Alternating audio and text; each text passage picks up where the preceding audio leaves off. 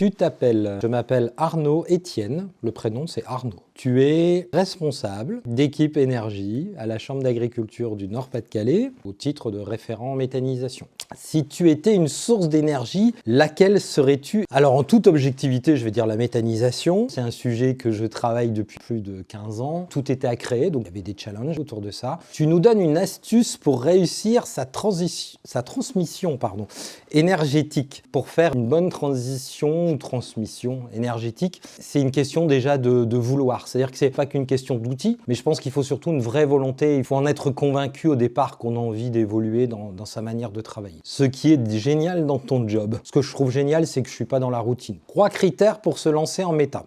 Il faut qu'il y ait un gisement, qu'il y ait des matières. On ne peut pas faire de projet s'il n'y a pas de déchets à traiter. Il faut qu'il y ait une volonté très forte de l'agriculteur de faire ce projet parce qu'on sait que c'est des projets de longue haleine. Comme je dis toujours, un projet de méta, c'est pas un long fleuve tranquille. Et puis, je dirais, il faut un contexte, il faut un terrain, pouvoir se raccorder à un réseau, être bien avec sa collectivité, avoir envie de travailler avec son territoire. C'est quoi ton plus gros kiff? Mon plus gros kiff, quand on a mis la première unité de méthanisation en fonctionnement, parce que c'était une aventure pour nous, alors que toutes les administrations nous disaient mais il n'y a pas de réglementation, on ne sait pas comment faire. Ça a été vraiment pour nous une vraie satisfaction.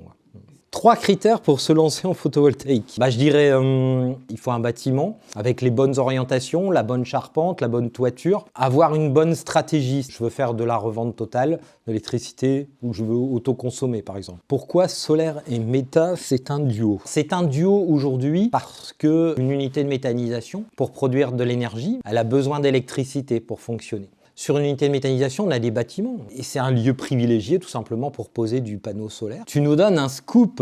Le premier, c'est que nous sommes en train de travailler sur des vidéos sur les gaz renouvelables.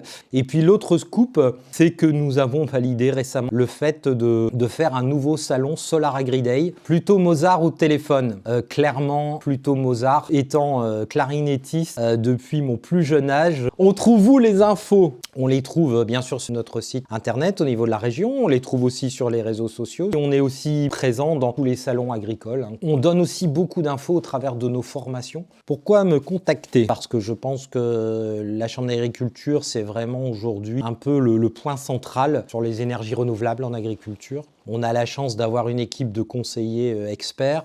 Donnez de l'énergie à vos idées.